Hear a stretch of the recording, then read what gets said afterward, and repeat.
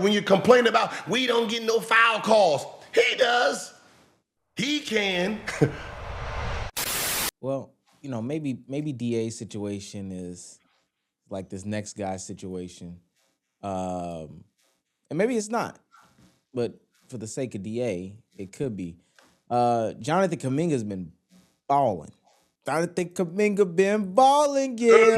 He been balling, but you said that could be his situation. No, that was his situation. It could be a situation where you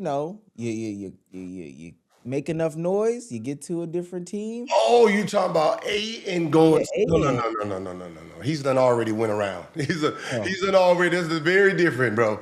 He's done already went around a couple oh spots. yeah, that's You know what I true. mean? So we know what we know what he's capable of. Well, for all the other young guys that's just waiting their turn, you could have the Jonathan Kaminga type situation. Mm. Jonathan Kaminga's 3 games with our Atlanta Hawks. Let's talk about it. Mm-hmm. 21 points, 2 steals, 3 assists, 8 boards. What is he shooting? He's shooting 56% from three and 68% from the field. He would have been an all-star this year. Mm-hmm. He would have been an all-star this year. And that becomes the problem with dinosaur mindsets, meaning not just only the coach, you got to think about the players too. You're stuck in a time that don't exist anymore, right? When Katie left and everybody got hurt, right? That was y'all time. And somehow it was a 2022, 21 Lakers. Was it Lakers then? It was Lakers then Golden State, right? You talking about when they went back to the Yeah. No. Oh, that's 22, right? So Lakers, Milwaukee, Golden State. Was that how that went? let me Or see. Lakers. Yeah, 22 is Golden State. Yeah. So you reverse time, and your older guys got it done again, right? Well, the game has changed a lot since then, and you have to update your pieces.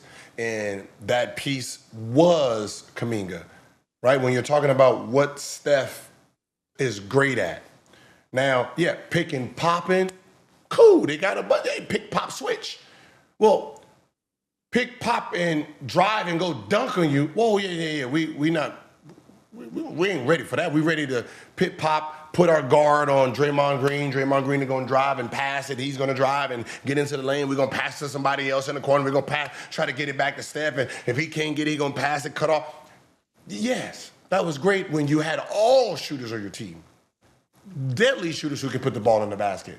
Once you start losing those, getting athletic guys who can put pressure on the rim actually helps Steph, right? So now that pick and pop and he drives and go dunk again, dunk. Now they're like, okay, we're not going to switch. Right now, Steph get to do what he gets to do. Like the game evolves, and the players that you have now aren't equipped. So having somebody like Kaminga who showed what he can do in the spurts, it was a bad decision, and you mismanaged that piece really horrible. Right? No matter how smart or dumb you thought he was basketball-wise, not just in a basketball term. Maybe it wasn't him that was basketball dumb. Maybe he was just something you just didn't coach in this situation before. Right? Maybe when you look at the way your roster was, you've never had a player like that. So you thought he was basketball dumb because it didn't fit with the program that you have. And those happen.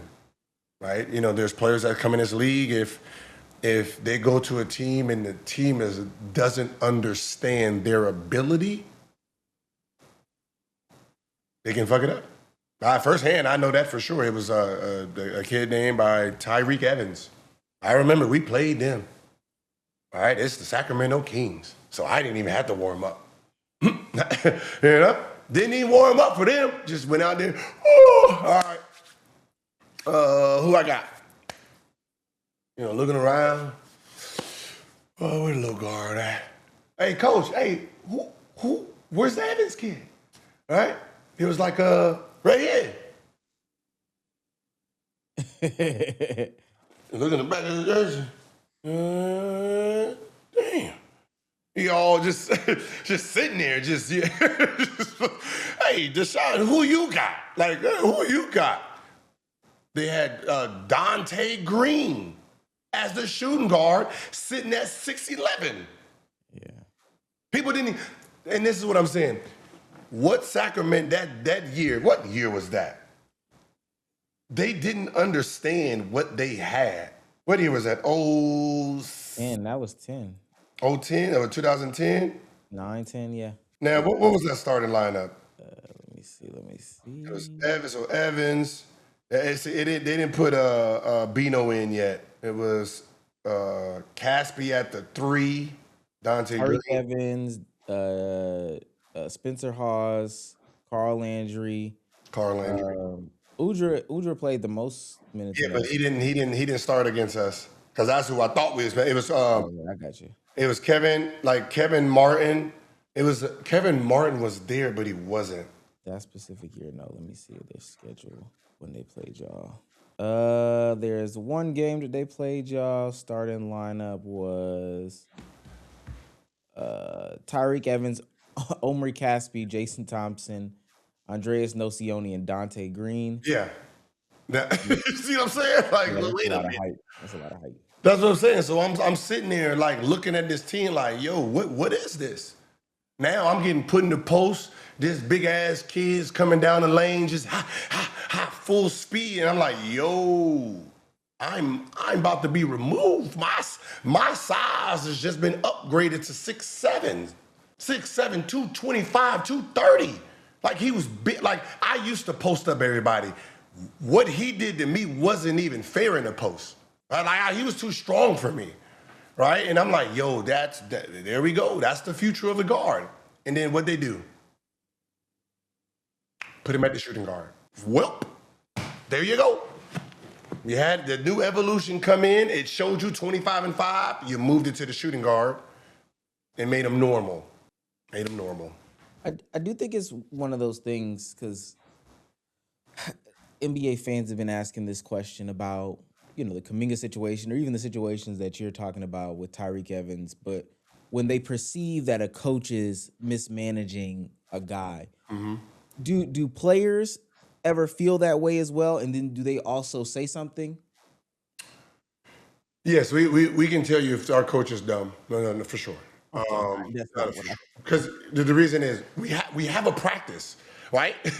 You have practice. You go through the grind, so you know who's being fairly coached. You know who should be in the game at a certain time. You know who don't deserve their minutes nor deserve their shots, right? And that's where a coach can lose his team because you're trying to force something on the team. Then you have a team that they're playing a certain way and they don't like a certain type of style. And it's like, it's kind of messing with all of us, you know what I mean? Like, yeah, he's an asset, but, all of us, we're not playing very well with this style. That happens too. You lose the team faster if the coach is forcing something that everyone don't want.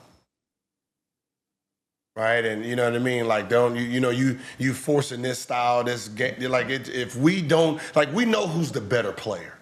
We can see it. So the fact that you keep giving us this tofu shit, we not because now it's personal. You're not trying to win, and I've always had a hard time understanding this. Let's say I missed the bus, right? I missed the bus. And you don't start me.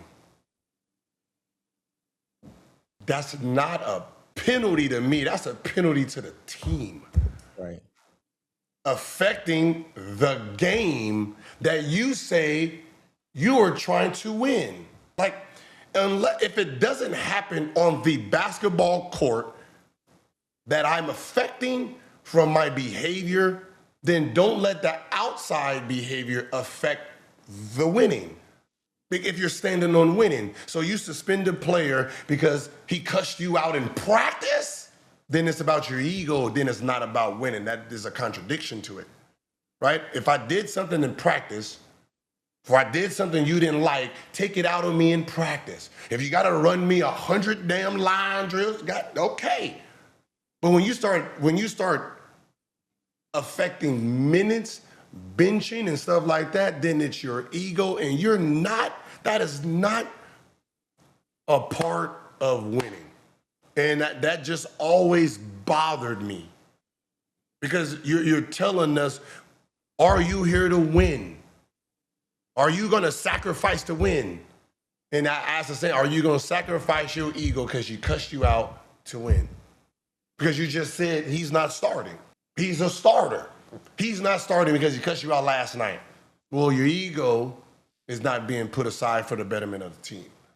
And I've always had a problem with that. And I don't know if that's the situation with Kaminga when he was at Golden State, but you can tell he wasn't being judged by the production of his game, and that just didn't sit well with the outside world.